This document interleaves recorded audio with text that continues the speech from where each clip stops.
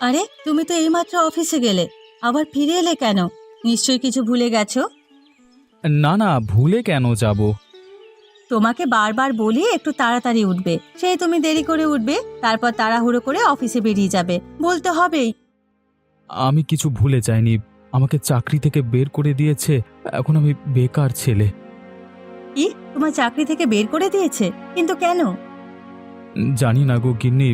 শুধু বললে কাজকর্ম ঠিকঠাক করিনি, আর অফিস থেকে ঘাড় ধাক্কা দিয়ে বার করে দিল। কি অপমানটাই না করলো।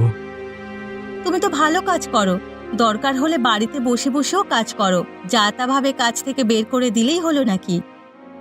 আর আমাকে অফিসে ঢুকতেও দিচ্ছে না। আমি যে ওদের সাথে একটু কথা বলবো সেই সুযোগটাও নেই। তুমি কেঁদো না গো, কাঁদলেই তো আর সমস্যার সমাধান হয়ে যাবে না।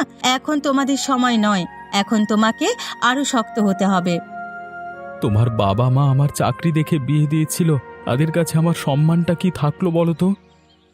ওসব কথা তুমি এখন ভেবো না, কেউ কিচ্ছু ভাববে না। তুমি দেখো কি করা যায়, আমি তো আছি তোমার সাথে, চিন্তা কিসের? পকেটে একটাও টাকা নেই গো। মাসের শুরুতেই কাজ থেকে ছাড়িয়ে দিল। বাজার দোকান করব কি করে বলো তো? কই গো, এখন আবার কোথায় যাচ্ছ? আমাকে বলে যাবে তো।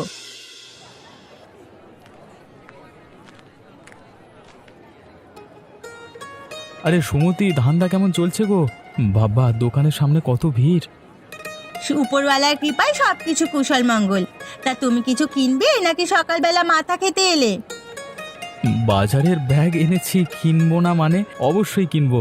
আজকে সবজির দাম কেমন, মানে সবকিছু বলে দাও তবে তো ঠিক করব। পটল 40 টাকা, আলু 20 টাকা, বেগুন 50 টাকা কিলো, তারপর বাকিদের যা দাম থাকে সেরকমই আছে। আমি বলছি আরেকটু দামটা কমালে তাহলে আরো অনেক কিছু নিতাম। না হলে কিন্তু অন্য দোকানে চলে যাব। হ্যাঁ, আচ্ছা আচ্ছা ঠিক আছে, তোমার জন্য 5 টাকা করে কমিয়ে দেব, তবে 1 কেজির ওপরে জিনিস নিতে হবে। কত করে দেবো বলো, আরো কাস্টমার আছে, ছাড়তে হবে। আমার কাছে তো কোনো টাকা নেই। কিভাবে কিনবো তাহলে? এক কাজ করলে তো হয়, দোকানে তো অনেক ভিড়। আস্তে আস্তে কয়েকটা সবজি ব্যাগে পুড়ে নিলে বুঝতেও পারবে না। আরে ও দাদা, বলবে তো, আরো অনেক লোক দাঁড়িয়ে আছে, তাদেরও তো দেবো। বড় সমস্যায় পড়ে গেছি। মানিব্যাগটা বাড়িতে রেখেই চলে এসেছি। আমি এক্ষুনি এলাম, এক্ষুনি গো। টাকা নেই? দোকানের পাশে যাও, সামনে দাঁড়িয়ে ভিড় করবে না। এই, আপনার কি লাগবে তাড়াতাড়ি বলুন। এই সুযোগ, সুমতি অন্যদিকে মন দিয়েছে। এই আলুর ঝোড়াটা তুলে নিয়ে চলে যায়, বুঝতেও পারবে না। আরে আস্তে আস্তে, আমায় দিন আমায় দিন। কেন যে আপনারা ঠেলাঠেলি করেন জানি না বাপু। আরে এই মুখ পোড়া, তোকে বলছি তো ঠেলাঠেলি করিস না। কথাটা কি শুনতে পাচ্ছিস না নাকি? ব্যাস, আমাদের এক সপ্তাহের আলু এখান থেকেই হয়ে যাবে। হায় হায়, কোন মুখ পোড়া আমার এত বড় ক্ষতি করে দিল? আমার কত টাকার লোকসান হয়ে গেল। আরে তুমি কাঁদছো কেন? কি হয়েছে তোমার? দেখো না দাদা, দোকান থেকে এক ঝুড়ি আলু চুরি হয়ে গেছে। দোকানে বড্ড ভিড় ছিল, সেই সুযোগে কেউ মনে হয় তুলে নিয়ে চলে গেছে। আচ্ছা আচ্ছা, তোমার মনে আছে কে কে তোমার দোকানটিতে এসেছিল? আজও প্রশ্ন করেন তো আপনি। কে কে দোকানে এসেছিল সেটা আবার মনে থাকে? 3-4টে গ্রামের লোক এই হাটে সবজি কিনতে আসে, আমার কি মনে থাকে? আহা, বুঝতে পেরেছি, তুমি কেঁদো না। তোমার বাড়ি তো ওই পাশের গ্রামে। যাও যাও, বাড়ি চলে যাও। বাড়ি যাওয়া ছাড়া উপায় কি? উপরওয়ালা যে আমার এত বড় ক্ষতি করে দেবে আমি ভাবতে পারিনি। নারী, বিশ্বাস রাখো, উপরওয়ালা যা করেন ভালোর জন্যই করেন। হ্যাঁ হ্যাঁ, আমার কত ভালো হলো তা তো দেখতেই পাচ্ছি। আমাকে আর জ্ঞান দিয়েন না তো, মাথাটা যন্ত্রণা করছে। আচ্ছা আচ্ছা, আমি চলে যাচ্ছি। তোমার মাথাটা গরম হয়ে আছে আমি বুঝতে পারছি, তবে সাবধানে যেও। হ্যাঁ, আপনি আপনারটা বুঝে নিন, আমি আমারটা বুঝে নিচ্ছি। আপনি সাবধানে বাড়ি যান। আমার কথা ভাবার জন্য অসংখ্য ধন্যবাদ। তাহলে আসি আমি, আবার বিকালে দেখা হবে।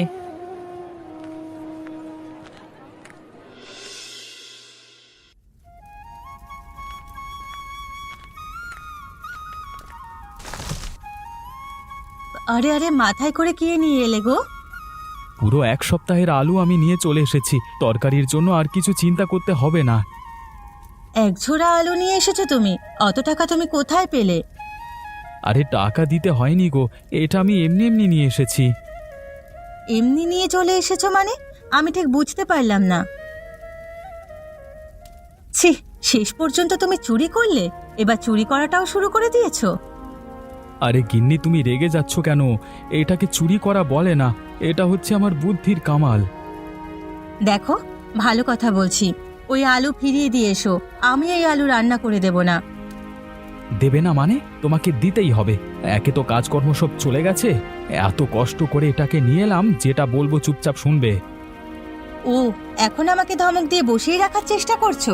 হ্যাঁ হ্যাঁ, করো করো, কিন্তু এই যে উপরওয়ালা, উনি কিন্তু সব দেখছেন। ওপরওয়ালা কিছু দেখতে পায় না, কিচ্ছু না। এত কষ্ট করবার পরও আমার চাকরিটা আজকে কেড়ে নিত না তাহলে? তোমার যখন এতই বুদ্ধি, তাহলে বুদ্ধি দিয়ে কিছু একটা কাজ জোগাড় করো। এভাবে লোকের ক্ষতি করে খেতে আমি অন্তত পারবো না। দেখবো কেমন না খেয়ে থাকতে পারো। পেটে টান পড়লে সব সুরসুর করে ঢুকে যাবে। হ্যাঁ, আমাকে জ্ঞান দিতে এসেছে আবার যত সব। কি ব্যাপার রে, আজকে হঠাৎ এই অকর্মণ্য ছেলেটাকে ডেকে পাঠালি? আরে তুই নিজেকে অপমান করিস না এভাবে। আমার চাকরি চলে গেছে রে। আমিও এখন তোর মতো অকর্মণ্য একটা ছেলে। কি করব আমি কিছুই বুঝতে পারছি না। কবে হলো এসব? তুই তো ভালো একটা চাকরি করতিস। সেসব কথা থাক না, বলতে একদম ইচ্ছে করছে না। ওই আমাদের মুখ পড়া একটা অফিস। অফিসের রাগটা এখানে প্রকাশ করছিস? তাহলে বাপ, আমি এতদিন ধরে বেকার হয়ে বসে আছি, কত লোকের কত কথা শুনতে হয়। আর বেকার থাকলে হবে না রে, আমাদেরকে কিছু একটা করতে হবে, আত্মনির্ভরশীল হতে হবে। আমার কাছে একটা বুদ্ধি আছে, তবে তাতে একটু ঝুঁকি আছে। তোর যদি বুকে সাহস থাকে তাহলে আমি বলতে পারি। বুদ্ধিটা যদি ভালো হয় আর যদি সেটা থেকে টাকা আসে, তাহলে আমি সবকিছু করতে রাজি। ধরা পড়লে কিন্তু আমাদের জেলও হতে পারে। এবার বল, সাহস আছে তোর কাজটা করবার? অবশ্যই আছে। কি কাজ করতে পারি শুধু আমাকে বল, এক্ষুনি বুক ঠুকে করে দেব। তাহলে কানটা এদিকে নিয়ে আয়, সব কিছু বুঝিয়ে বলছি তোকে। আরে বেড়ে বুদ্ধি বার করেছিস তো, এখান থেকে তো রোজের অনেক টাকা উপার্জন হবে। তবে কার মাথা দেখতে হবে তো, যা উপার্জন করবে তুই আর আমি অর্ধেক অর্ধেক, ঠিক আছে? হ্যাঁ, তার আগে ছদ্মবেশের জন্য পোশাক জোগাড় করতে হবে। হ্যাঁ, সেসব তুই আমার উপর ছেড়ে দে। তোর এই বন্ধুটা আছে কি করতে, এমন ছদ্মবেশ ধরবো কারোর বাবার 7 দিনে আমাদেরকে চিনবে। হ্যাঁ রাহুল, বল বল, ছদ্মবেশটা কেমন লাগছে বল, কেউ আমাদের চিনতে পারবে? এমন ভাবে ছদ্মবেশ করেছি কেউ চিনতে পারবে না। চল চল, এখন দেরি না করে উসুল করতে যাই।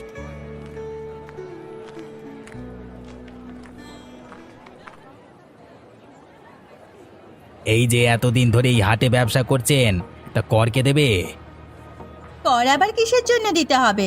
আমরা তো অনেক দিন থেকেই ব্যবসা করছি, কেউ তো কর চাইনি।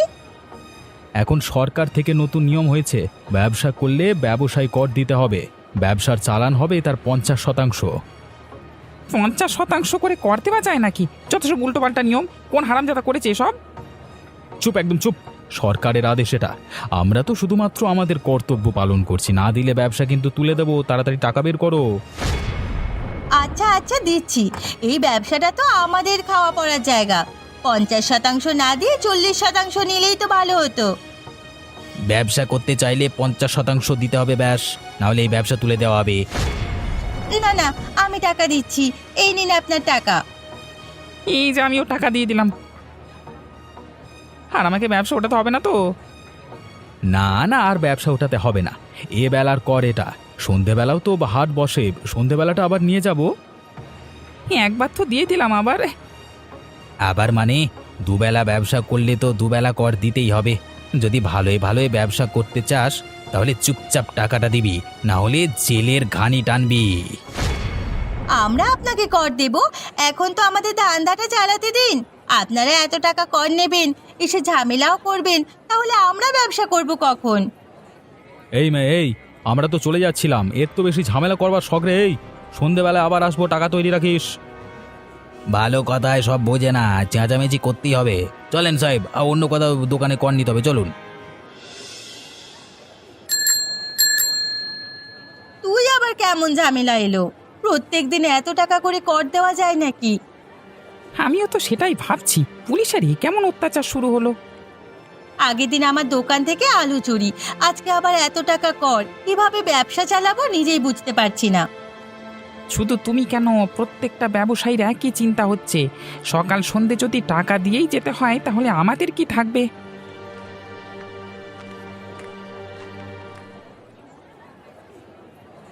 কি ব্যাপার, এখানে এত হইচই কেন? কারো কিছু সমস্যা হয়েছে নাকি? চলে এলো কর আদায় করতে। এই যে মশাই, আমরা এখন কর দিতে পারবো না, এখনো দোকান খুলিনি। কর? আপনাদের থেকে আবার কে কর নিচ্ছে? কতটা নির্লজ্জ আপনারা! সকালবেলায় কর নিয়ে গেলেন আর এখন বলছেন কে করে নিচ্ছে। আপনারা কি ইয়ারকি পেয়ে গেছেন নাকি?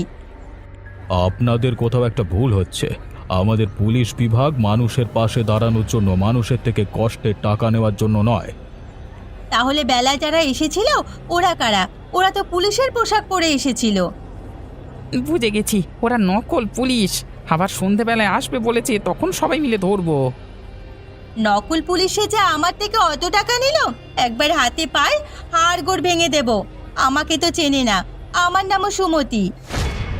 হ্যাঁ হ্যাঁ, ওনাকে ধরতে পারলে আমার কাছে নিয়ে আসবেন। নকল পুলিশের দাদাগিরি দেখানো আমি বের করে দেব। আপনাকে কিছু করতে হবে না, আমরা সব দোকানদার মিলে ওকে শায়েস্তা করে দেব। ওর হাড়গোড় যদি এক করে দিতে না পারি তাহলে আমার নামও নরেন নয়। দেখুন, আপনারা আইন নিজের হাতে তুলে নেবেন না, এতে আপনারাও সমান দোষী হবেন। আমায় খবর দেবেন, বুঝলেন?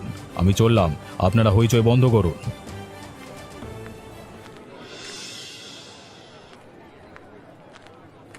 নরেন দাদা, নরেন দাদা, ওই দেখো চলে এসেছে নকল পুলিশ। এই একটু আস্তে কথা বলেন, ওরা শুনতে পেলে কিন্তু আর আসবে না, আগে এখানে আসতে দিন।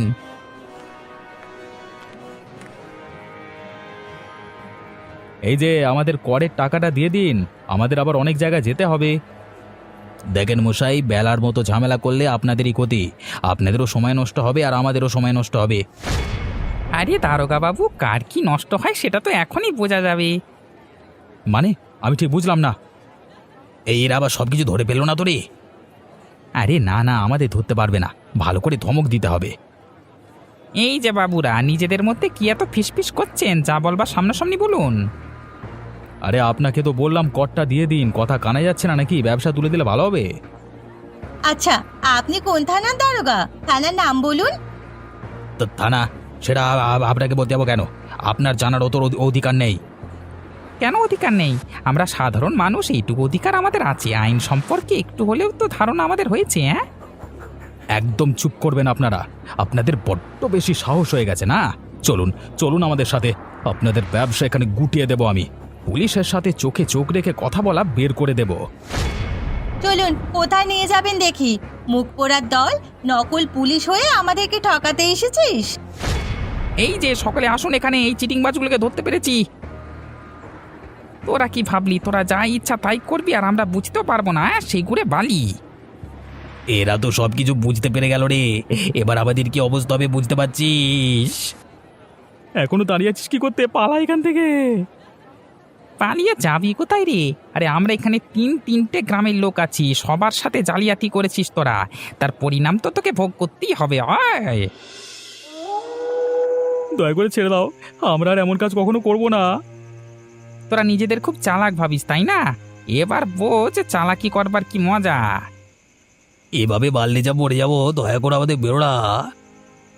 বাড়িতে বউ আছে, আমাদের সংসার চালাতে হয়, একটু দয়া করুন আমাদের উপর।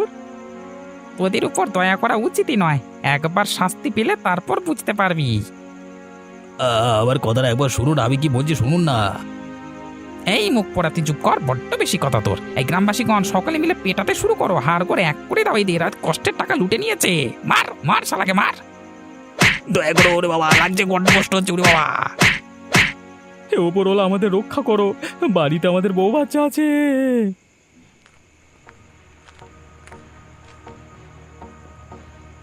আরে আরে, এসব কি হচ্ছে? থামুন থামুন আপনারা, এভাবে মারলে তোরা মরে যাবে। মরলে মরুক, আমাদের সাথে চালাকি। চুপ করুন আপনারা, আপনাকে তো আগেই বলে গেলাম আইন নিজের হাতে নেবেন না, ধরতে পারলে আমাকে খবর দেবেন। এই অপরাধে আপনাদের জেল হতে পারে, আপনি জানেন। আচ্ছা, আমরা এদের আপনার হাতে তুলে দিলাম, বাকিটা আপনার দায়িত্ব। সাহেব, বড় ভুল করে ফেলেছি, আর কখনো করব না। এদের হাত থেকে আমাদের বাঁচান, এরা আমাদের মেরে ফেলবে। ঠিক আছে, এবারের মতো তোদের ছেড়ে দিচ্ছি। আর যদি কোনো উল্টোপাল্টা কাজকর্ম করতে দেখি তাহলে কিন্তু এবার পুলিশের মার খাবি। বাড়ি যা হতচ্ছাড়া। গিন্নি, আমি এসেছি গো।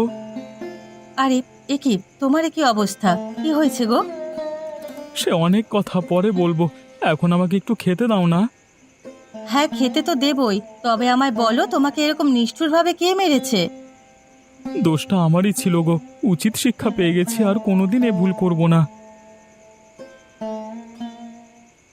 কেন এরকম করতে যাও বলো তো? তোমার কিছু হয়ে গেলে আমি কিভাবে থাকবো, একবারও ভেবেছো? আমি আর এসব করব না গো, দয়া করে তুমি কেঁদো না। এরকম অশান্তির জীবন আমার ভালো লাগে না। মনে হচ্ছে এক্ষুনি সবকিছু ছেড়ে ছেড়ে দিয়ে বাপের বাড়ি চলে যাই। গিন্নি, তুমি রেগে যেও না, আমি আর এসব কোনো খারাপ কাজ করব না। আমি আবার ভালো হয়ে যাব, দুটো পয়সা কম রোজগার করলেও সৎভাবে করব গো।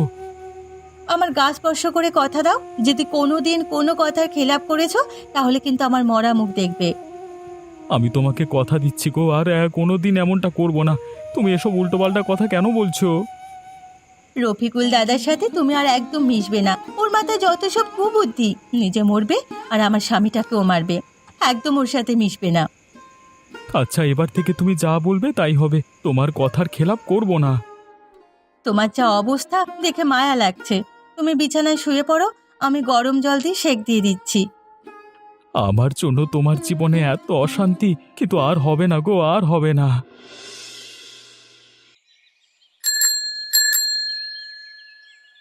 বাবু, বাবু, আপনি তো দোকানে কাজের জন্য লোক খুঁজছিলেন। আমি কাজ করতে চাই, আপনি কত টাকা বেতন দেবেন তাতেই আমার চলবে আর কি। আগের দিনে ধরা পড়া বেইমানটা তুই ছিলিস, আমি তোকে কি করে বিশ্বাস করে কাজ দেব রে? আমি ভালো হয়ে গেছি, আমি আর কখনো এমন খারাপ কাজ করব না। বাড়িতে গিন্নি আছে, পেট চালানোর জন্য কিছু তো কাজ করতে লাগবে, আমার উপর দয়া করুন। আমি এই মুহূর্তে কারোর কথা ভাবতে পারছি না, আমি শুধু নিজের কথাই ভাবি। তুই যদি আমার দোকানে আবার চুরি করিস তখন? না না, আমি এত বড় ঝুঁকি নিতে পারবো না। আপনি এমনভাবে আমাকে হতাশ করে দেবেন না, আমি খুব ভালোভাবে কাজ করব, আপনি আমাকে বিশ্বাস করুন। আমি বিশ্বাস করতে পারছি না। নকল পুলিশ সেজে সবজির হাটের দোকানদারদের তো ভালোই গোল খাইয়ে দিলি। ওই গোল আমি আর খেতে চাই না। বাবু, আমি আপনার পায়ে ধরছি, আপনি যদি কাজটা দেন আমার খুব উপকার হয়। আমায় স্পর্শ করবি না, তোদের মতো নিচু মানুষের ধারে কাছে আমি যাই না রে।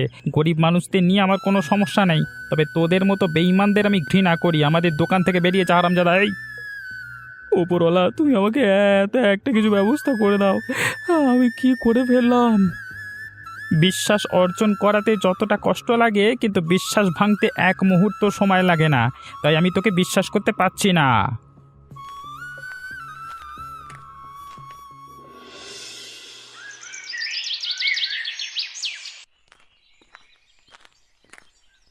তুমি চলে এসেছো, কোনো কাজ জোগাড় করতে পারলে? অনেক চেষ্টা করেছি গো, সারাটা বেলা অনেক দোকানে দোকানে ঘুরে দেখেছি, কেউ কাজ দিল না। সবার মুখে এক কথা, আমি নাকি বেঈমান। গ্রামে কেউ তোমায় বিশ্বাস করছে না? না গো, বিশ্বাস করবেই কিভাবে? আমি যে সত্যি একটা বেঈমান, লোকের কষ্টের টাকা মেরে খেয়েছিলাম। নিজের ওপর হতাশ করো না, উপরওয়ালা তো আছেন। তুমি ভালো কাজ করলে নিশ্চয়ই আমাদের ভালো ফল দেবেন। 2-3টে গ্রাম ঘুরে দেখেছি, আমাদের কার্যকলাপ সবাই জানে, তাই কেউ কাজ দিতে রাজি নয়। হাতে পায়ে ধরে অনুরোধ করলাম, কিছুতেই কিছু কাজ হলো না। তাহলে এখন আমাদের কি করণীয়? বাড়িতে যে একটাও চালের কণা নেই, রান্নাও করতে পারিনি।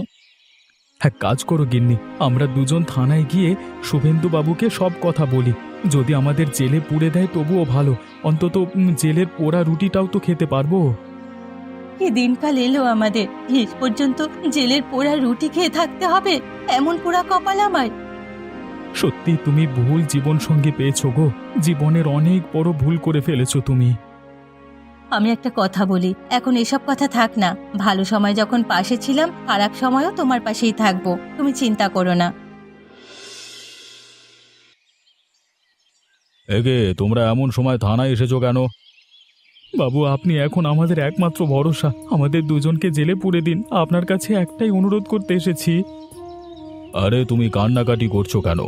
জেলের আসামিরা বাইরে বেরোনোর জন্য হাঁচর পাঁচর করছে, আর তুমি জেলে ঢুকতে চাইছো? কি অসহায় অবস্থা তাহলে ভাবুন। কাজকর্ম কোথাও পাচ্ছি না, খেতে তো হবে। জেলে থাকলে দুবেলা দুমুঠো ভাত, পোড়া রুটি যা হোক তো খেতে পারবো। সাহেব, আপনি না করবেন না। আপনিও যদি আমাদের থেকে মুখ ঘুরিয়ে নেন, তাহলে এবার আমরা না খেতে পেয়ে মারা যাব। আহা, তোমরা আগে কান্নাকাটি বন্ধ করো। এভাবে কাউকে তো জেলের মধ্যে ঢোকানো যায় না। আপনি কিছু একটা করে আমাদের আসামি করে দিন, তাহলে তো আপনি আমাদের জেলে ঢোকাতে পারবেন। না না, এভাবে আমি কোনো বেআইনি কাজ করব না, তবে নিশ্চয়ই আমি তোমাদের সাহায্য করব। আপনি আমাদের সাহায্য করুন, আমার স্বামী আর কোনো ভুল কাজ করবে না। জি, আপনি আমাকে পুরো বিশ্বাস করতে পারেন। একবার ভুল পথে পা দিয়েছি, আর না। আমি শিক্ষিত বাড়ির ছেলে, অতটাও মর্কট নই। আচ্ছা আচ্ছা, ঠিক আছে রাহুল, তোমার জন্য আমি কাজ দেখব। আর যতদিন না পর্যন্ত কাজ দিতে পারছি, তোমরা আমার বাড়িতেই থাকবে। আমি খাবার দাবার দেব, এটুকু সাহায্য আমি করতেই পারি।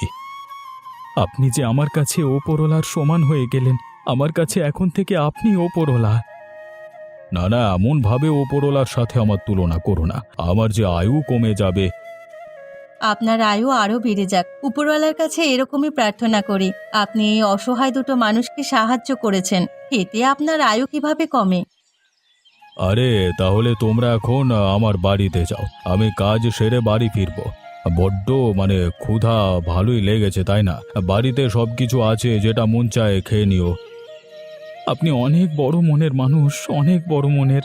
আপনার এই ঋণ আমি কখনো শোধ করতে পারবো না। বন্ধুরা, এমনই মজার মজার গল্প দেখতে আমাদের চ্যানেলটিকে সাবস্ক্রাইব করতে ভুলবেন না, হ্যাঁ।